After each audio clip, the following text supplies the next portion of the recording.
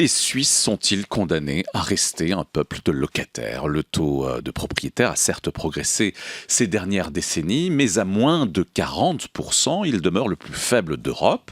Et pourtant, la période est, dit-on, idéale, avec des taux d'intérêt bas qui devraient inciter plus de ménages à acheter un logement. Alors, qu'est-ce qui explique cette frilosité helvétique? Est-ce le prix de l'immobilier, la prudence excessive des banques, l'aversion atavique des Suisses pour l'endettement? Et faut-il surtout alléger les règles pour faciliter l'accès des Suisses à la propriété?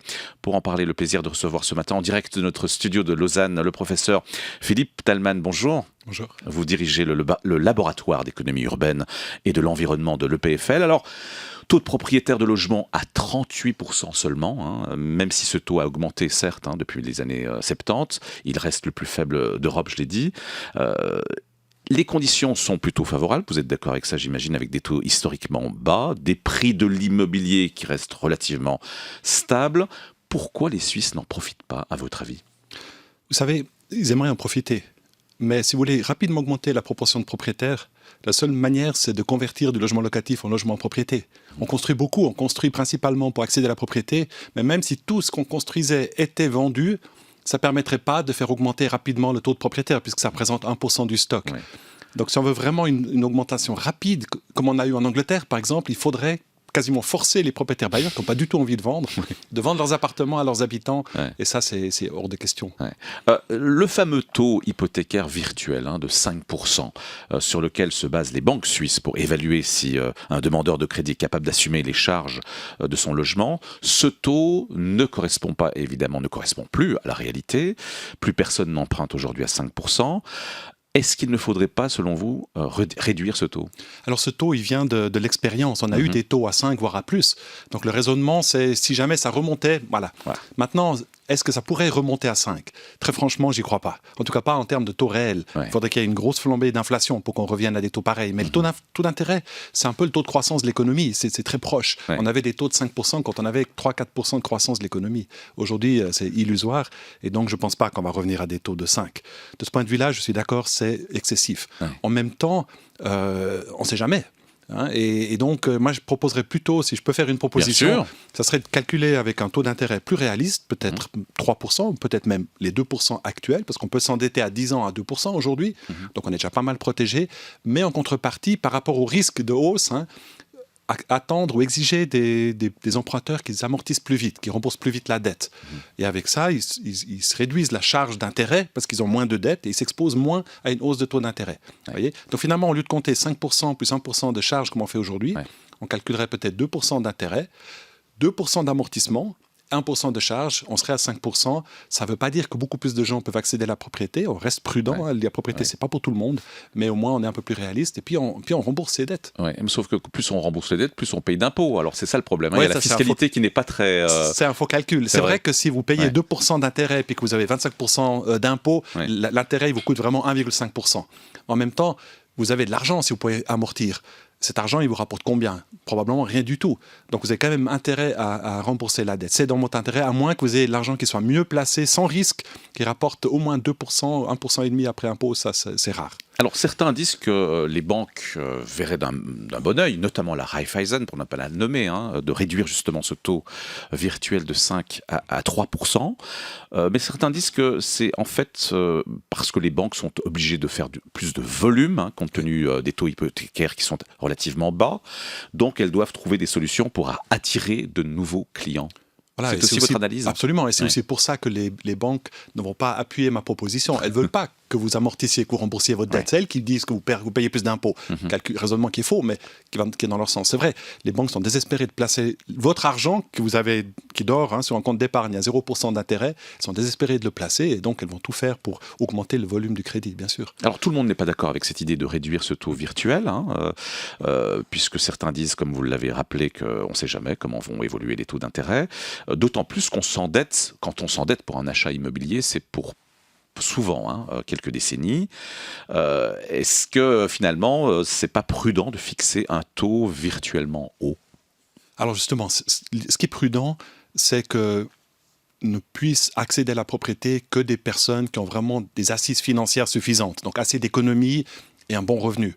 Ça reste le principe de base. Ouais. Et tout ce qui va dans le sens d'assouplir ces règles, ça va dans le sens des subprimes, l'expérience américaine, où n'importe qui, sans revenu, etc., pouvait emprunter pour acheter la propriété. Il faut absolument éviter ça. Ouais. Donc, dans ce sens-là, donc vous êtes plutôt favorable à ce qu'on maintienne cette idée que chaque ménage doit apporter 20% de fonds propres ?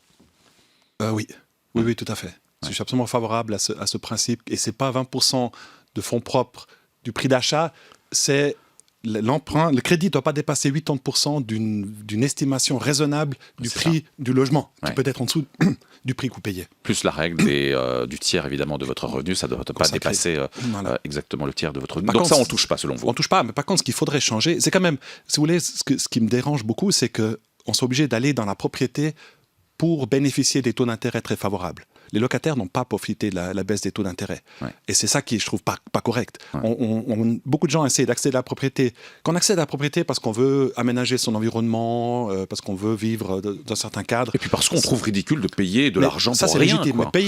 Mais juste pour accéder à la propriété pour bénéficier d'avantages fiscaux ou accéder à la propriété pour bénéficier enfin de la baisse des taux d'intérêt qu'on n'a pas en tant que locataire, ça, c'est pas des bonnes raisons, entre guillemets. Donc, c'est plutôt de ce côté-là qu'il faut changer quelque chose, à mon avis. Mais est-ce que le principal frein à l'accession, justement, à la propriété, ce ne sont pas les exigences en termes de fonds propres? Oui, absolument, c'est tout à fait ça.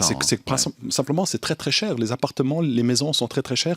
On voit, si vous voulez, maintenant, on commence à avoir une baisse de prix des maisons et des appartements, mais dans le haut de gamme. Il y a tout à coup un segment de marché qui prospère, c'est celui des appartements propriétés relativement abordables. Donc ça veut dire qu'il y a effectivement une demande à laquelle on n'a pas vraiment répondu jusqu'à maintenant pour des appartements à 600 000 francs ou peut-être même à 500 000 francs qu'on puisse acheter. Et là, je pense que c'est un segment intéressant. Est-ce qu'il ne faudrait pas revoir, Philippe Thalmann, les limitations sur les retraits du deuxième pilier qui ont été instaurés en 2012 Vous voulez dire les assouplir? Oui. Non, je crois pas. Je crois que vraiment le deuxième pilier, il est là pour assurer la retraite. Oui. Ça, c'était le discours effectivement du Conseil fédéral qui disait certes, le deuxième pilier doit aider à l'acquisition d'un logement, mais il ne faudrait pas exagérer non plus. Donc revenons à l'essence même de ce second pilier qui est quand même la retraite. C'est ça. Exactement. Ouais. D'une part. Et d'autre part, je pense qu'aussi, il y a une motivation, il y a une volonté de ne pas trop attiser la hausse des prix immobiliers. Tout ce qu'on fait pour permettre à plus de gens d'accéder à la propriété, ça va finalement, s'il n'y a pas une offre suffisante de logements propriété, et je vous ai dit que c'est un problème parce qu'on ne convertit pas les appartements locatifs, tant qu'il n'y a pas une offre suffisante, ça serait un peu dangereux d'encourager la demande parce que ça va faire juste augmenter les prix. Et donc finalement, on obtiendrait le résultat inverse de ce qu'on escompte. Exactement. Ouais. Est-ce que finalement, alléger les conditions d'emprunt, diriez-vous que ça ne favoriserait pas nécessairement l'accès à la propriété, donc que c'est un faux débat?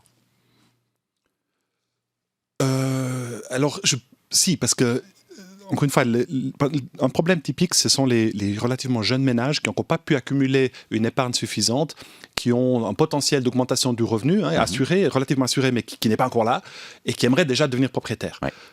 Faut voir qu'en Suisse, non seulement on a un taux de propriété très faible, mais on accède très tard à la propriété, typiquement aux alentours de 35 ans, alors que dans d'autres pays, c'est à 25 ans qu'on devient propriétaire.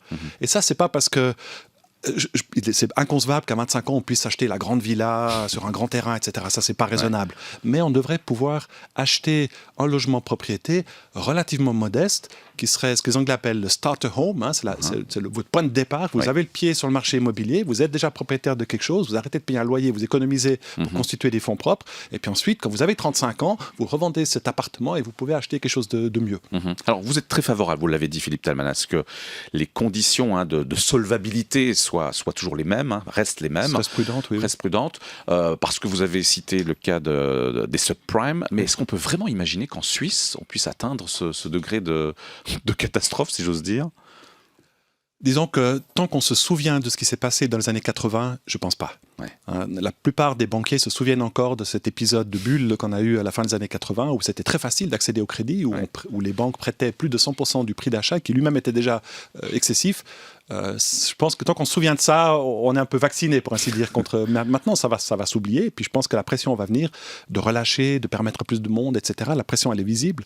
Et effectivement, il y a un certain risque. Mais je crois que la BNS veille au grain, pour l'instant, en tout cas. Alors, il y a une dimension dont on a un peu parlé jusqu'ici, c'est la dimension, je dirais, des mentalités culturelles. On dit souvent que les Suisses rechignent à s'endetter, qu'ils ont une aversion atavique pour l'endettement. Est-ce que finalement, c'est un mythe ou une réalité ?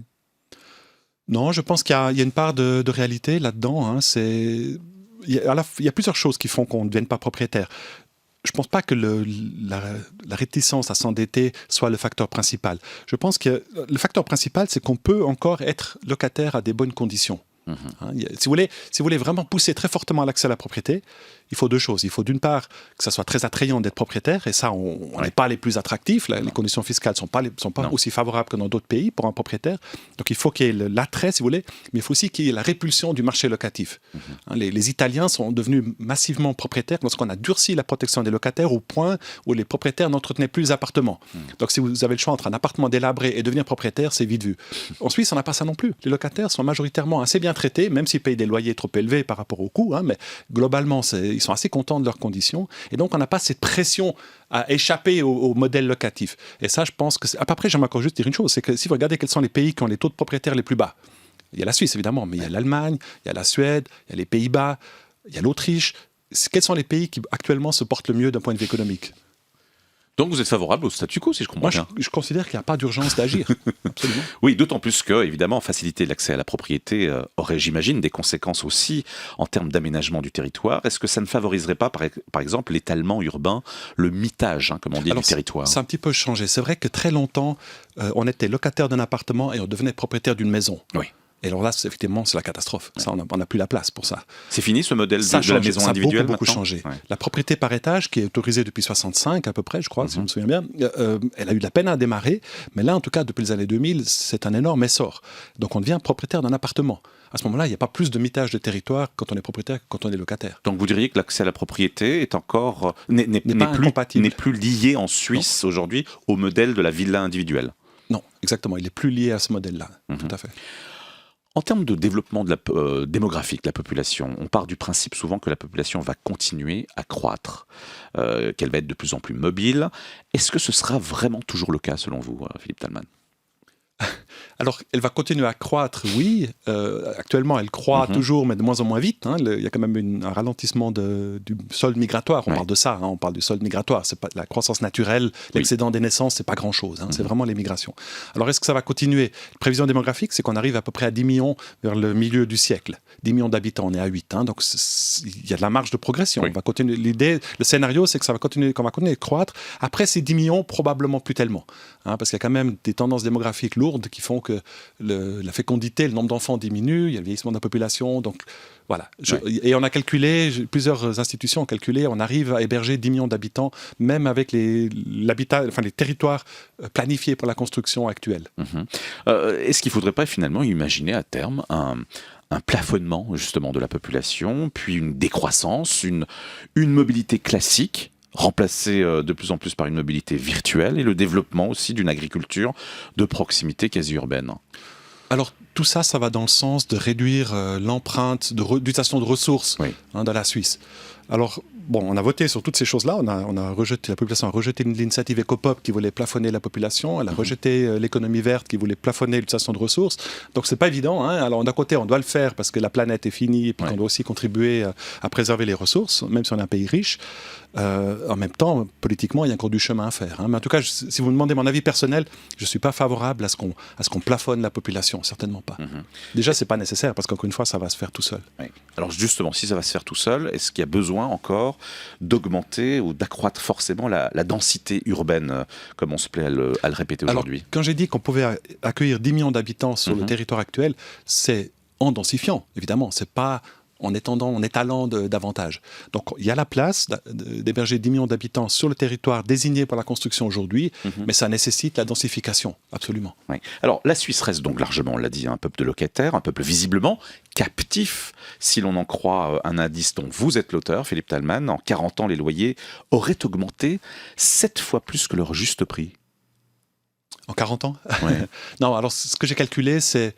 j'ai surtout calculé depuis 2002. En 2002, le taux d'intérêt était de 4%. Aujourd'hui, il est de 1,75, le taux d'intérêt de référence. Oui. Donc, il y a une très forte baisse des taux d'intérêt. Et normalement, la baisse des taux d'intérêt, c'est une diminution des coûts des propriétaires et donc les loyers auraient dû baisser. Et si j'applique strictement les règles du droit du bail, taux d'intérêt, mais aussi inflation, je prends en compte tous les éléments, les loyers auraient dû baisser, si je me souviens bien, de 16%. Oui.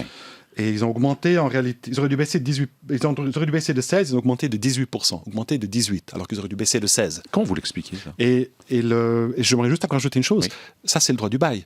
Si on regarde vraiment ce que coûtent les frais financiers, toutes les charges du propriétaire, elles ont baissé de plus que le 16%, parce que le droit du bail est élaboré à une époque où les taux d'intérêt étaient à 5%, donc il ne s'applique pas bien. Les barèmes qui disent quand le taux d'intérêt diminue d'un quart de %, vous pouvez baisser, ça ne marche pas pour les taux d'intérêt actuels. C'est faux, donc les loyers, les coûts ont baissé bien plus. Est-ce que c'est la faute aux locataires, finalement, qui sont toujours aussi peu nombreux à contester leurs loyers ? On l'a entendu dans le journal, même quand ces loyers sont réputés abusifs. C'est la faute à tout le monde, c'est la faute aux propriétaires qui n'accordent pas les baisses de loyer qu'ils devraient accorder. C'est vrai que la loi prévoit que c'est le locataire qui doit la réclamer ou qui doit la demander. Le locataire ne demande pas toujours. Quand il demande, en règle générale, ils obtiennent. Pour toutes sortes de raisons, effectivement, ils renoncent à demander, bien qu'il soit protégé pendant 3 ans, expressément. Donc le législateur a prévu qu'il puisse y avoir des représailles, puisqu'il prévoit de protéger contre les représailles. Maintenant, est-ce que 3 ans, c'est suffisant comme protection ? Est-ce qu'il n'y a pas d'autres représailles que la résiliation du bail ? Je vous ai aussi dit, les locataires sont relativement satisfaits malgré tout. La majorité ont l'impression qu'ils payent un loyer qui n'est pas si cher. Les loyers ont augmenté de 16%, mais les revenus ont augmenté plus. Donc la situation n'est pas catastrophique. Les gens ne sont pas désespérés, sauf ceux qui cherchent un logement. Alors ça, c'est différent. Là, il y a vraiment un problème. D'autant plus que quand on voit l'évolution des taux, on se dit, si c'est pour obtenir quelques dizaines de francs de baisse de loyer... C'est bien plus que quelques dizaines de francs en règle générale. C'est plutôt des centaines de francs. Ouais. Surtout ça dépend depuis quand le dernier ajustement a été fait. Mais si vous occupez un appartement depuis le 2002, et puis quand le loyer aurait dû baisser de 16%... Ça dépend de l'horizon temps, absolument. Alors, l'initiative de l'Asloca qui veut inciter Berne et les cantons à construire davantage d'habitations à loyer modéré, initiative qui a formellement abouti, est-ce que ça pourrait être une forme de solution ? Alors, cette initiative, elle a été lancée, je crois, à une époque où on construisait principalement de la propriété par étage. Donc, et même de la propriété par étage chère, de luxe plutôt. Et donc, on voyait que c'était à peu près la moitié de propriété par étage. Il y avait à peu près un 20% de maisons individuelles, puis il restait quasiment plus rien pour le locatif. Et donc, les gens qui étaient encore sur le marché locatif, qui n'avaient pas le choix d'accès à la propriété, trouvaient de plus en plus difficilement des logements. Et donc, cette initiative, elle se justifiait dans ce contexte. On a dit qu'il faut quand même aussi construire pour la classe moyenne, pour les bas revenus. Et en plus, l'autre élément, c'est effectivement les propriétaires bailleurs ont un peu de la peine à accorder les baisses de loyer, à faire profiter les locataires des baisses de taux d'intérêt. Et avec des logements, avec davantage de logements coopératifs, de logements subventionnés, de logements à loyer contrôlé, l'espoir, c'est qu'on réponde aux besoins de ces populations qui ne peuvent pas accéder à la propriété et qu'on leur permette de profiter des coûts de financement extrêmement faibles actuels.